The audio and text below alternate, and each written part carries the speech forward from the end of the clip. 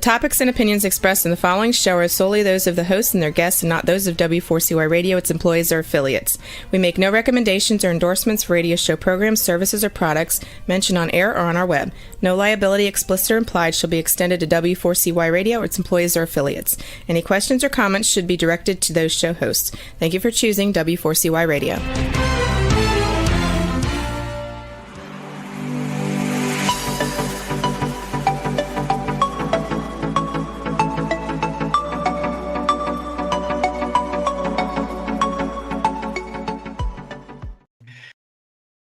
Well, good morning. Welcome back. Good to have you with us. Bill Martinez here. For more information on the show, you can go to billmartinezlive.com. The untold story of George Washington is an incredible story. And we've got the writer of the new movie that's going to be coming out just in time for our 250th anniversary. It'll be in theaters on July the 3rd. Diederik Hoogstraten joins us now. Diederik, welcome to the show. Good to have you with us. Oh, thanks for having me. It's a privilege to talk to you. Well, what an incredible journey that you've been on that has found you in Los Angeles. You've developed your writing skills, and here you are. I mean, this has been going on. I mean, this is kind of, as they say, sometimes they say, how did you get here? And they say, oh, about 20 years plus a lifetime, right? Yes, sir. Well said. Yep. I'm originally from Holland. Folks can probably tell I'm not a born American. But I came here in my 20s, fell in love with this country, with the people, with the liberties, with the American experiment, if I can put it that way. And, meeting my wife, who's from Houston, Texas, was the greatest blessing of my life. But becoming an American citizen in 2019, after having lived here for decades, right. That was another great day. I'm so grateful to this country for many reasons, including, by the way, the Americans liberating my own family, both sides of my family in 1945. So there's a deep appreciation in me and my family for America now, living here, being part of it. I'm just so, blown away every time. And so getting to write a story about perhaps the greatest American and his origin story, it was just perfect and true privilege, really. Well, to hear you relate the story, and of course, what's happening right now in America with the cup, yep.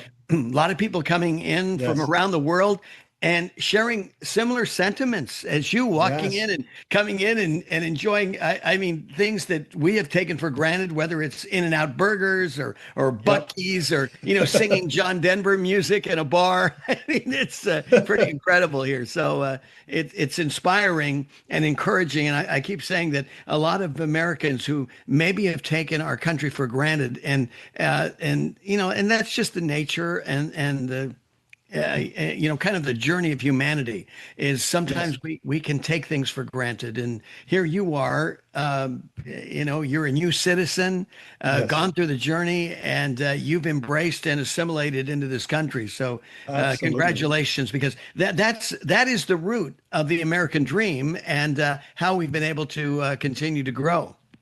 I think that's exactly right, Bill. I love that you bring up the World Cup. Of course, growing up in Western Europe, soccer was a big deal. Now seeing these young people come here and realize that the media in their countries have not quite been truthful and honest about what America is about. Right. Then they come here and they just love it. They embrace it. They're becoming pro-American. They're becoming patriots, if you will. And my wife laughs at me because I'm watching something on Instagram and I'll say, hallelujah, welcome to the club. I've been saying this for decades. Right. And I'm very grateful that the World Cup is here. Just this last week, I was in Dallas with the whole family supporting the Dutch team. Mm-hmm. But of course, the kids ask, like, what if America were to play Holland in the finals? I was like, oh, no, it's USA all the way, believe me. But so I have a little bit of dual loyalty, but ultimately it's America. Well, God bless you. Appreciate that. How did this script come about? I mean, you wrote the script, but how did this idea come about? Yeah, well, I will always say it starts with the brilliant mind of Jon Erwin. He made House of David. I'm sure your listeners will know it. Jesus Revolution. There's many other great movies he made. And when Jon has an idea, it's going to happen. It might not be tomorrow. It might wait. It might be a few years from now. But he approached me and brought me on to write with him this vision that he had, similar to the House of David, the King David story. a Right. true coming of age story, trying to understand this great figure, this pivotal figure in world history. The idea is, let's try to go back, go into his childhood, try to see what he was like. What are the forces that shaped him, if you will? And so Jon had the vision. He knew what this story and movie was going to look like. He said to me and then my co-writer and friend Tom Provost, he said, "You guys go do the research, go create the characters and the dialogue and the scenes and the action. Put it together. Let's go make a movie, but let's write this script really, really carefully." This is celebrating again what I view as probably the most important American ultimately. And so be extremely careful, be extremely thoughtful. As Jon always says, we are in the business of mass entertainment. We want to tell inspiring stories, encouraging stories, hopeful stories. We also want to entertain. We want you to have a great time with your popcorn in the movie theater. So that was the dual purpose. Be truthful and honest about this incredible patriot at the very beginning of the country, even before then in colonial Virginia, as well as entertaining in its action. And I'll say, Bill, there's something for everybody here. There's guns, there's explosions, there's horseback riding, there's war, but there's also a girl. Does he get the girl? We don't know, but there is a kiss, perhaps. So we're trying to really present a compelling, entertaining, great story that happens to be true. Yeah. And the thing is, for you as as a new citizen, and you are dealing with an iconic, yes, legendary figure as George Washington. Yeah. And as Jon laid it out, it's like you're on hallowed ground here, right? Correct. Yes. And I like how you frame that, because there is an intimidating aspect to that. When you sit down to write a story like that, you're dealing with, again, with hallowed ground, with a truly great man. And now, interestingly, I think when you look at Washington, when you ask anyone on the street, they might think about the dollar bill or about a statue or a portrait or a passage from a history class in sixth grade. One of the reasons Jon wanted to do this movie was to truly humanize him, to understand him more deeply, for all of us to understand him more deeply, and therefore respect him even more, like bring him closer to us. Now, it also happens to be the case, I believe, that there's a lot for all of us to learn from his early years, Right. especially young people today. And so we had to turn that intimidation factor into an inspiration, if you will, and say, we're going to respect George Washington, President Washington, forever. And then we're ultimately going to call him George, not out of disrespect, but because we're seeing him as just a kid who loses his dad, who loses his brother, who makes terrible mistakes on the battlefield when he's finally given a command. There's so much failure, so much struggle in these early years. And I would say the one big message, we can get into it, but the one big message for me was this guy was a victim in a true sense of circumstance, and he never behaved like one. And so to young people today, my own children, even myself, and then when I was younger too, I want to say, guys, don't fall into the trap. Get back up. Keep that purpose in front of you. And whether that's, a God-given direction, whether it comes from another source, that's up to any of us. But don't be fragile. Don't be victimized, because George Washington had every reason to give up at any given moment. Thank God he didn't, and his mother played a pivotal role in that. I'd love to talk to you more about it, but that's really one of the messages that I want to convey here. To me, the key takeaway I felt, Diederik, was that George Washington epitomizes the American dream. Yeah. And the whole process of it. It wasn't that America was instantly perfect. It was a process. It's been a step, 250 years of a nation aspirationally trying to become and working to become a more perfect union. And I saw George Washington as a developmental individual, a fellow American at the early stages, going through the process and learning by experience, and becoming the great general and eventually the first president of the United States of America, all because of, all that he went through, as you said. And he could have along the way, perfectly said, put on a victim consciousness, and he would have faded. He would have faded from history. Yes, correct. I really like what you said there, how he kind of represents the American story, if you will. And what we try to portray is how he developed these virtues that we later get to know him for, whether that's his resilience, his integrity, his humility. Sort of, we see him start to build a life of meaning and significance, and that's not easy to do for any of us. Mhm.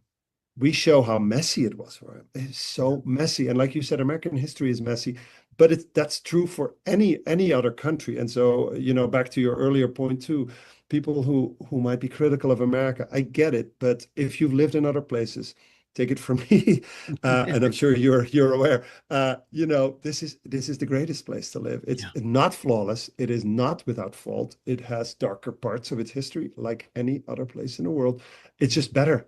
It's just less bad, if you will. And the evolution of George's character, I think, symbolizes that perfectly. So thank you for saying that. Well, he could make mistakes, like we all could make mistakes. What we love Yes. about this country is there's redemption. How many Yes. times did we, think that we blew it and had an opportunity to come back? And Yep. this is what America allows us to do. And I hope in all that we continue to go through, as we're struggling right now with some ideology and some other Yes. ideas coming into this great American idea. I think the soul and heartbeat of this great American idea is so solid that it can withstand, Hmm. these existential threats. And Yes. number one. Number two, I think also it's an opportunity, Diederik, for us to be better, become better, just like George Hmm. Washington. He didn't let it victimize him or defeat him. He became Yes. better with each failure, didn't he? That's right. We are not our worst day. That's one of these. Oh, I love that. Yeah. I heard that the other day on a podcast. I just stole it, Yeah. but we are not our worst day. Like, don't let it define you. And you know, these crucibles that he goes through. We there's a lot of them in the movie. It can be overwhelming, Mhm. but I do think they work to illuminate that character is forged more often through failure than through comfort. Oh, John, without a doubt. Yeah. Jon Erwin. Jon Erwin has a motto.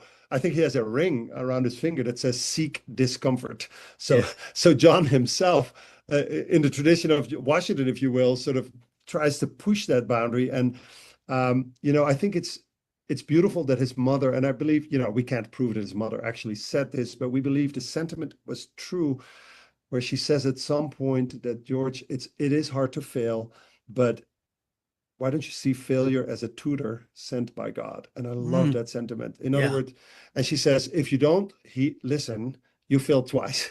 Yeah. Then you failed, and then you failed to learn from it. But if you do listen, you're going to gain wisdom.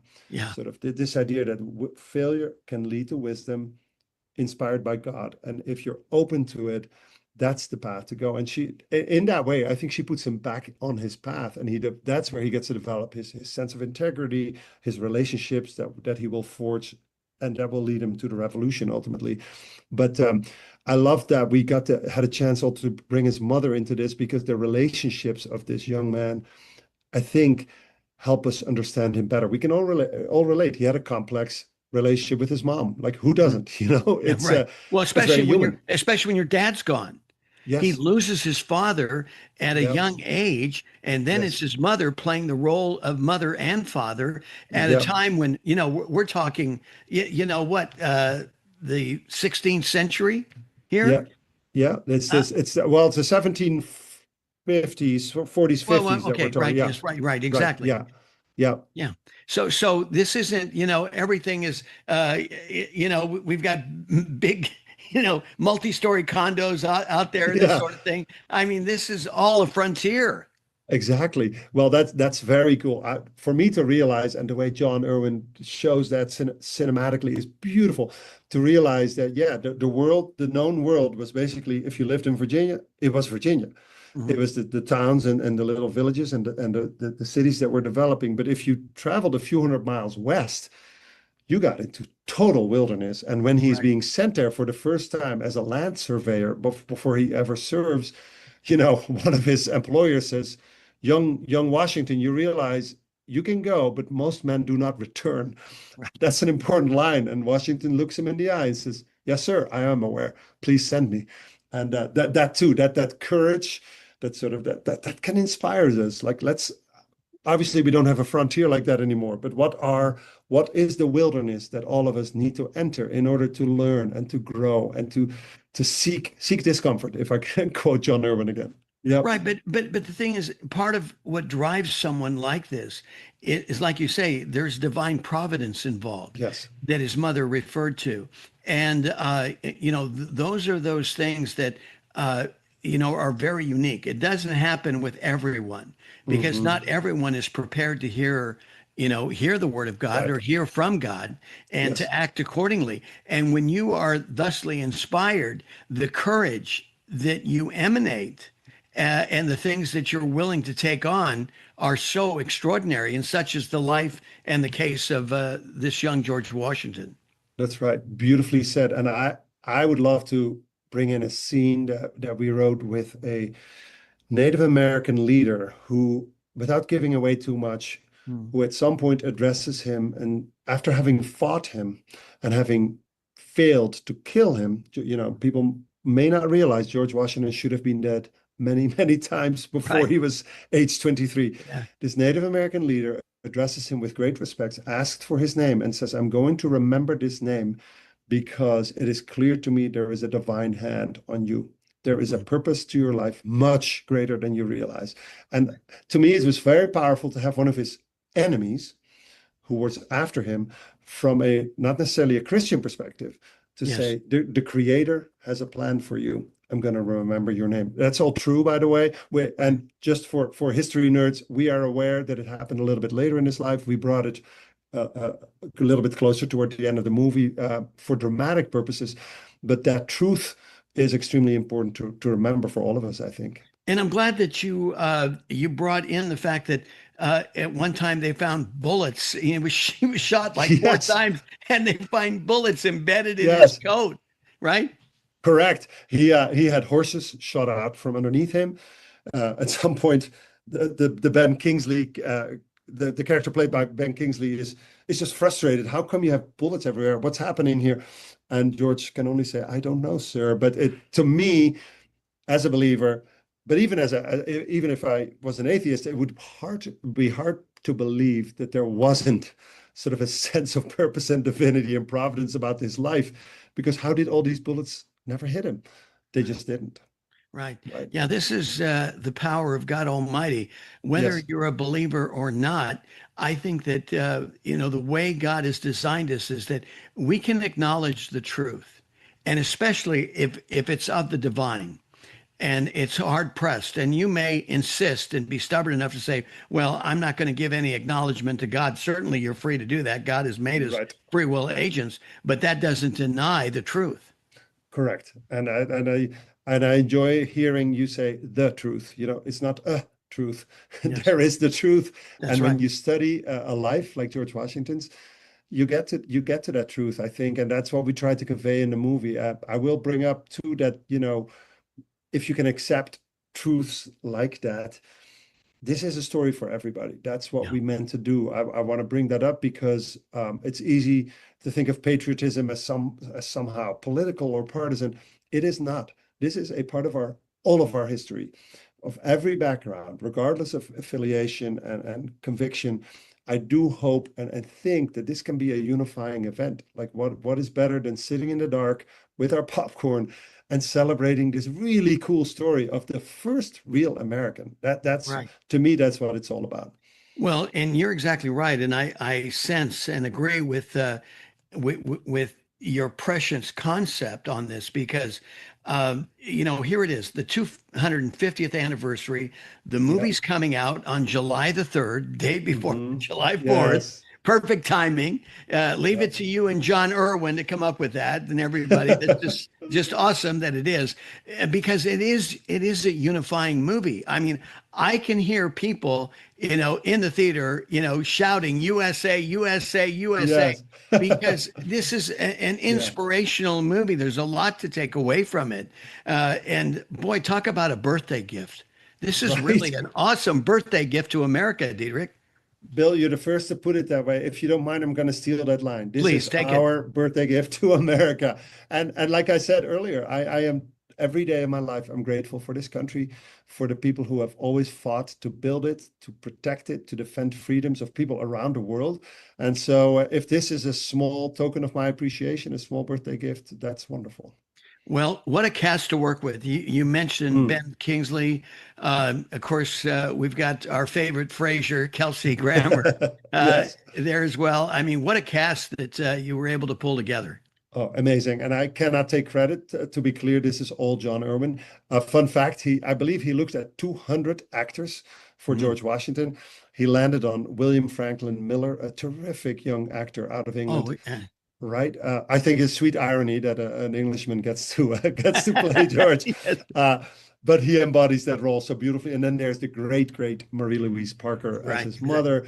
There is Andy Serkis, another brilliant actor. Joel Smallbone, known for his music. King and Country. So, Yes, right. yes. And just a lovely cast to see, for them to bring our story to life. What a joy. Well, congratulations, Diederik. I think this is awesome. I just cannot wait to see it on the big screen. Yes. I know people, like I say, they're going to be blessed. This is, a great, like I said, thank you very much. I think it's a gift to America. And what else, from somebody who is, a new citizen to our country. Welcome to the country. Welcome to, to being a part of this great American dream as we continue to live out. May God bless us and allow us to live out another 250 years, right? Beautifully said. Thank you, Bill. It's a privilege to be both on this country and on your show. Thank you for everything you do. Well, Diederik Hoogstraten is the writer of Young George Washington. Young Washington is the official title, in theaters, as I said, on July the 3rd. The website that they can go to find out more about it. Do you have that handy? Yes, sir. The tickets are available everywhere at this point, but angel.com has, of course, a great ability for you to get tickets. There's one little thing there that people might enjoy. There's a QR code. There's a link there that you can click in order to buy tickets for high school and middle school students. We are hoping to bring young people to the movies. Not all of them might have the ability, might even know about the film. What if we can bring many of them in? If some of us can buy 1, 2, 5, 100 tickets, and get some high, Angel will help do that and facilitate it and get everybody in there so that history comes alive. That's really our goal. And I got to tell you, this is what I love about Angel, because they're always thinking in terms of crowdfunding. They are constantly rewriting, the platform and how to expose this kind of creativity to a broader group of people, right? Yes, correct. Yep. We want to entertain broadly and widely, but always with that message, as you said, about hope, redemption, encouragement. These are real stories. They're messy and difficult, but ultimately they're hopeful and uplifting, we hope. Well, Diederik Hoogstraten, thank you so much for being with us. I appreciate you. God bless. Thank you so much. Hey, welcome back. Bill Martinez here with Steve Bonta from The New American. He's the publisher of The New American magazine. Hey, Steve, how you doing? Hey, Bill, how you doing? Hey, I'm doing terrific. Just a sidebar, by the way. The commemorative issue, I guess it's a collector's issue, that you did on the deep state, that your team did, is just absolutely outstanding. I've had more comments from friends in my circle that I'd mentioned about what a great job you did in breaking down, the history of the deep state and dealing with some of these issues that some would consider as conspiratorial. Yes. Well, thank you so much. We aimed to please, and we felt that 30 years was time to revisit the issue in a special issue. So, well, and like you said, it's for people that think whenever you hear got one right here. There it is. When you think about the Illuminati and the roots of the deep state, and really it just comes down to who's got the money, right? Yeah, I mean, certainly money is a large part of it. There are other issues as well, but yeah, I mean, to some degree, I mean, the people who are the ultimate movers and shakers behind what we call the deep state, I think, are perhaps maybe not apolitical, but they're certainly driven by an ideology. I mean, they're not without ideology. They have goals. They have an ideology, the ideology of power, I suppose, that motivates them. So, I mean, and this accounts for their zeal and their tenacity in trying to achieve those goals, not just in a single country like the United States, but worldwide. It's interesting because Democrats are always accused of, being so interested in power and control, as Lindsey Graham would state it.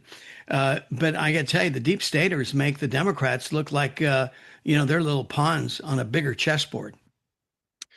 Well, sure. I mean, the Democratic Party being, I guess, what would have once been called the court faction. It's the party whose raison d'etre is to defend the status quo and to follow power wherever it leads. And the Republicans, until recently, have been primarily the loyal opposition. They have a different function. So they're, the Democratic Party, certainly in the United States, is more sympathetic, certainly, to the aims of the globalists and the radical left and the other main factions within this the deep state, the conspiracy that's trying to radically overhaul the culture, government, and the totality of the United States, and recondition it so that it will fit with a new world order. I mean, that's a term people hear that, that's a conspiracy, but that's actually the term that they've used for centuries to describe this utopian project.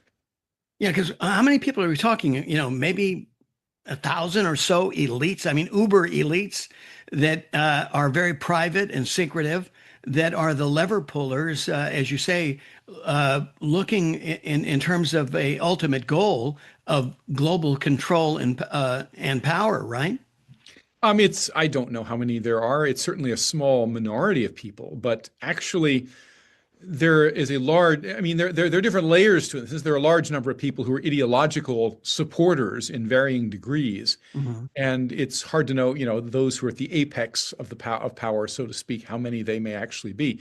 But they're certainly found all over the world, and speak different languages, and at least professedly belong to different, religions and cultures and this kind of thing. But in their innermost convictions, they are globalists. They don't, those things are just trappings, are superficialities.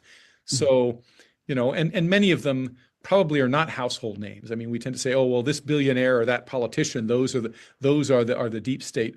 But a lot of them are people who are, perhaps not so well known to the general public, or not at all, who wield power. And characterizing it, I mean, I find the term deep state to be not misleading, but perhaps limiting, because it implies that at root this movement is political. And that's no more accurate than to say, well, it's just a bunch of, central bankers. I mean, that's part of it too, but it's not purely about money either. At root, it is actually spiritual, and the political and the financial and the cultural ramifications are aspects of it. But at root, I mean, there's a powerful spiritual, or dare I say, anti-spiritual conviction among these people. And I mean, one example of this, and this is not a contemporary figure, but someone who lived several hundred years ago, is John Dee. Most people have no idea. I mentioned John Dee in one of my articles. Most people have no idea who this guy John Dee was. Well, I'll tell you who he was. He was a practitioner of black magic, including necromancy, which is where you try to raise the dead. The blackest of black magic. He actually did this with a guy named, or tried to, I don't know how successful he was, but he went into graveyards and tried to raise dead people and commune with spirits with an even more sinister character named Edward Kelly, who followed him around. He was fascinated with all aspects of the occult. You say, okay, well, he sounds like a really weird fringe character. Well, he was also a polymath. At the apex of Elizabethan England's, kind of not only academic, but political scene. And he was a privy councillor to Queen Elizabeth I. And he was the guy who is credited with thinking up the idea of the British Empire. It was his idea. He went to Queen Elizabeth and said, here's what we need to do to change the world. We need to take all of these wonderful civilized laws and this whole system of British civilization, and we need to find a way to extend it worldwide. And we're going to do this by, and he proposed this project.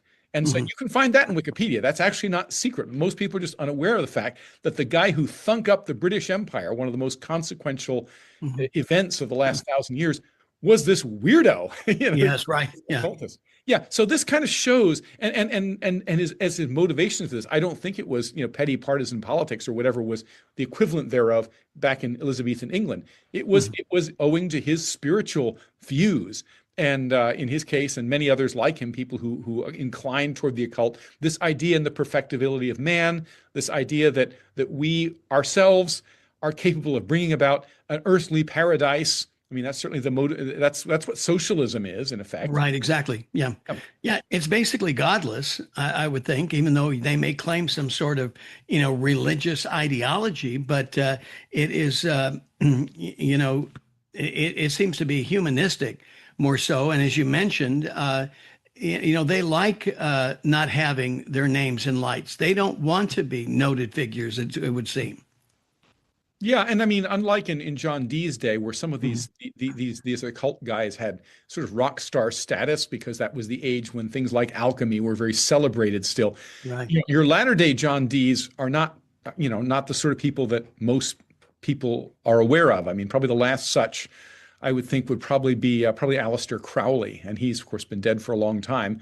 But he was kind of a celebrated occultist, and he was very influential politically too. He had his contacts in the highest corridors of power in both Britain and the United States, and was high and remains highly influential. I mean, certainly in the world of entertainment, it's hard to comb through much of the output of Hollywood without coming up with references to Aleister Crowley and to his beliefs, so-called thelema, and everything else, his philosophy.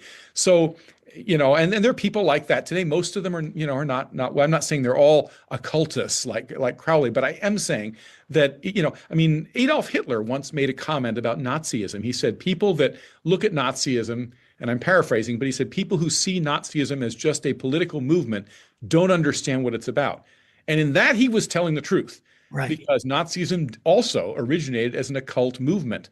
The Thule Gesellschaft, which Hitler and all the inner circle of Nazi belonged to, was an occult organization, and it was derived from what we would now call the early New Age movement of the Theosophical Society, and Helena Blavatsky and Annie Besant and all that crowd. Again, these are not necessarily household names anymore, unless people are into the occult, which I do not recommend, by the way.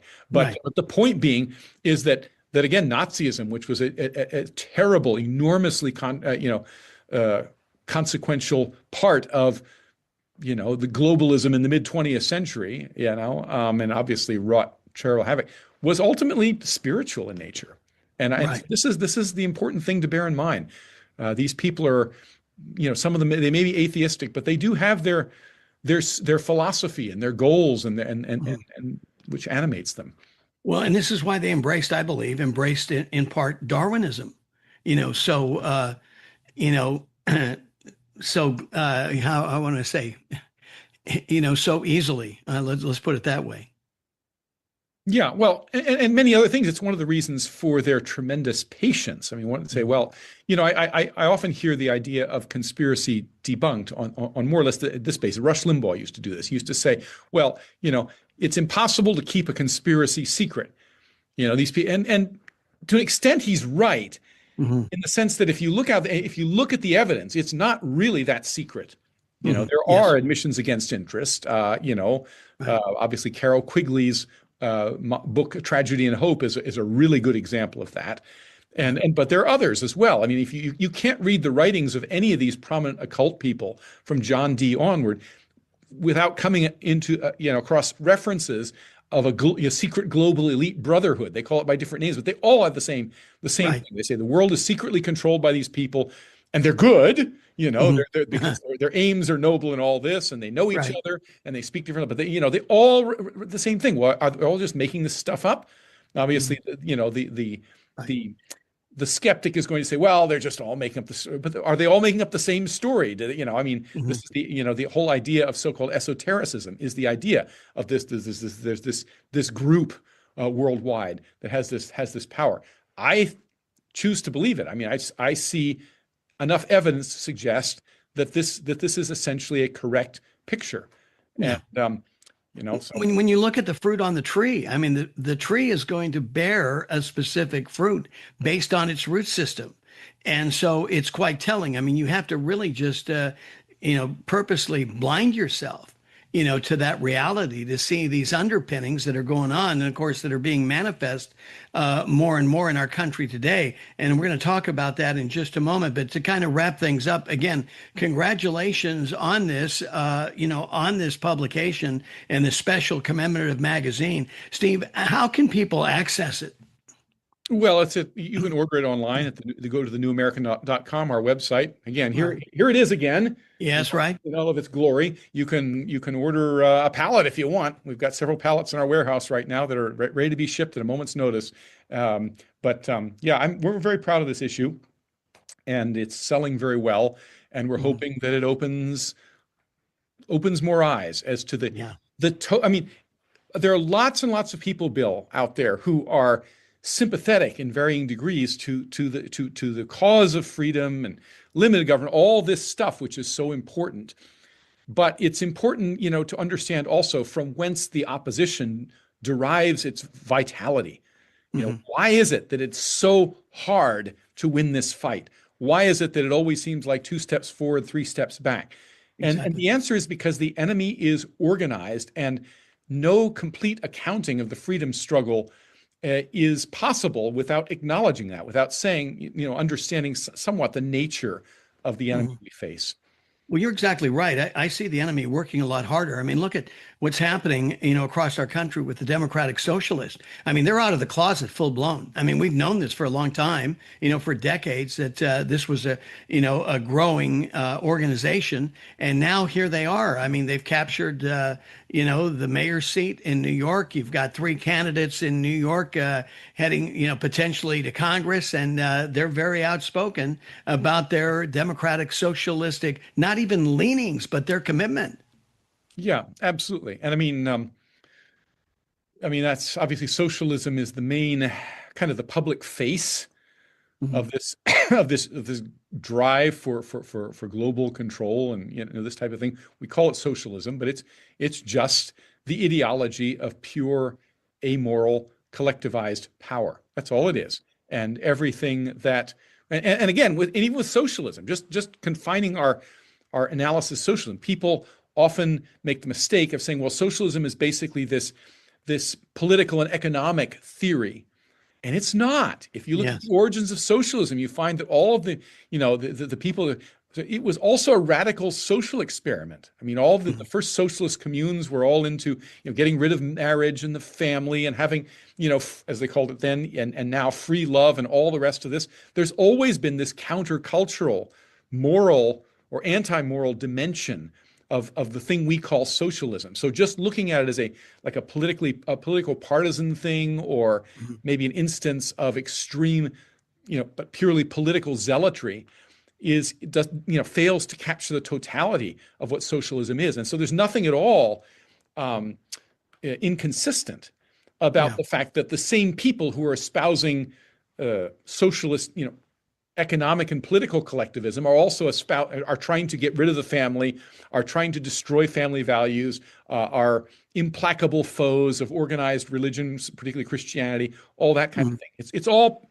of a piece. Right.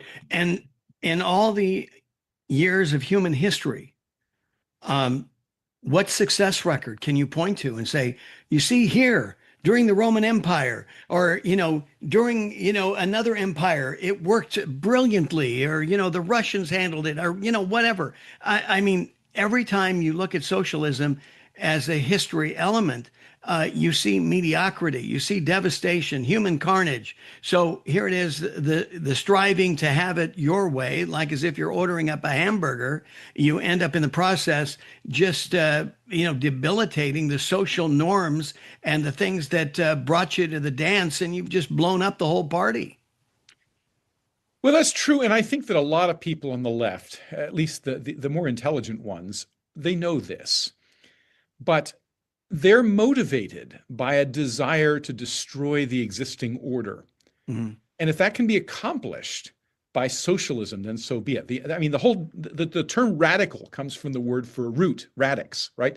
And the idea is that the only thing that will suffice to bring about this aforementioned earthly paradise, this utopia that humankind, godless utopia, I have to say, done by the hands of man, is the total uprooting of everything that went before. And of course, anyone who knows anything about gardening, if you pull a plant up by its roots, you kill it.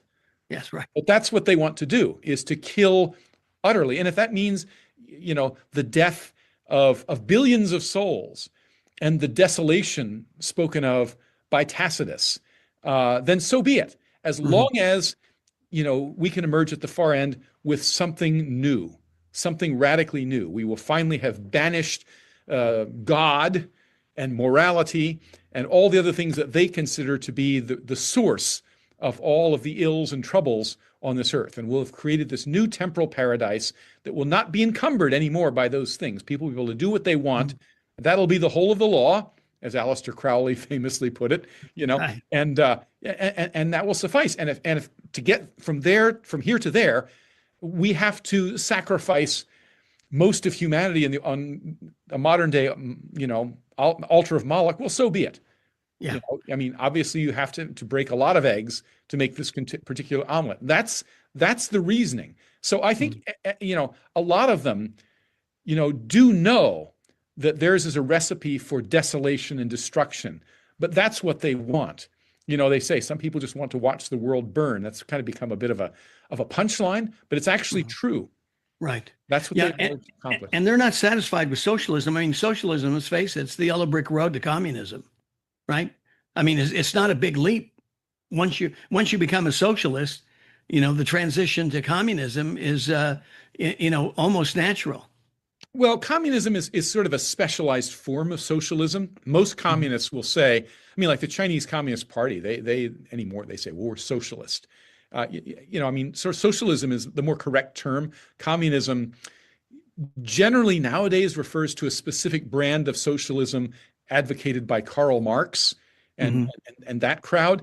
And a lot of people, like the Fabian socialists, for example, really don't believe in that, because they say, this abrupt, violent, revolutionary scheme that communism requires ain't going to work. What we need to do is erect the house of socialist world order bit by bit, gradually. Basically transform hearts and minds, and if necessary, rule and ruin. But but more this more gradualist approach. And then the other problem, and the reason that modern day Marxists oftentimes reject the communist recipe per se, is they say, well, the problem with communism is, it only works if you have a large uneducated peasantry like they had in Russia or China, and that's why communism has never really taken root, and taken over in countries that have higher standards of living and education and so forth and so on. So there, some differences in that, but Marxism writ large certainly, embraces all of the above.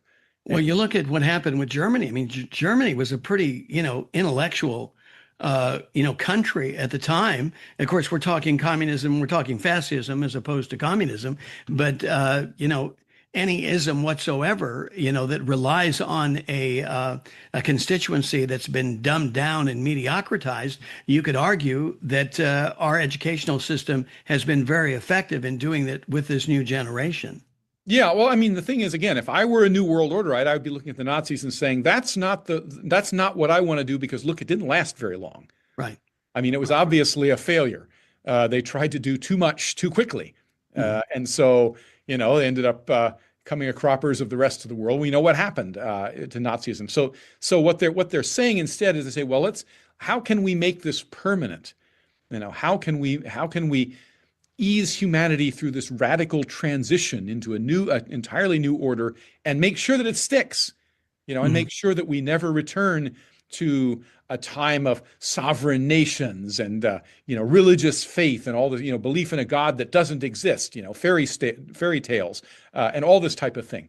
Again, that's what they think, and so in their hidden conclaves and conferences and so forth. I have no doubt this is the kind of thing that they discuss, in very serious terms. Is how do we bring this about and make it stick? Steve, about 30 seconds left. What about the hope for America? I'm going to let you wrap it up. Go ahead. Well, the hope for America resides in bringing these hidden things to light and in also instilling in people an appreciation of the positive values of the founders, the fact that there is a God, that he has given to us unalienable rights that make us who we are, that the proper state of man in this world and universe is as a free moral agent, not a slave or a chattel, and everything that flows from that, and the Declaration of Independence and the Constitution. So all of these things work together, and when we have enough people with that critical understanding, we're going to have a free country again, and the tide will turn. Well, and here we are on the verge of celebrating 250 years, and we have Europeans and people from around the world coming into our country and celebrating our country and helping us appreciate just how exceptional the United States of America is, right? Yeah, and good for them. Who would have thought the World Cup would be such a transformative political event? But hey, we'll take it. Yeah, absolutely. I'm with you. He's the publisher of the New American Magazine, Steve Bonta. Thank you, Steve. Take care. God bless. Thanks, Bill. Same to you. You know,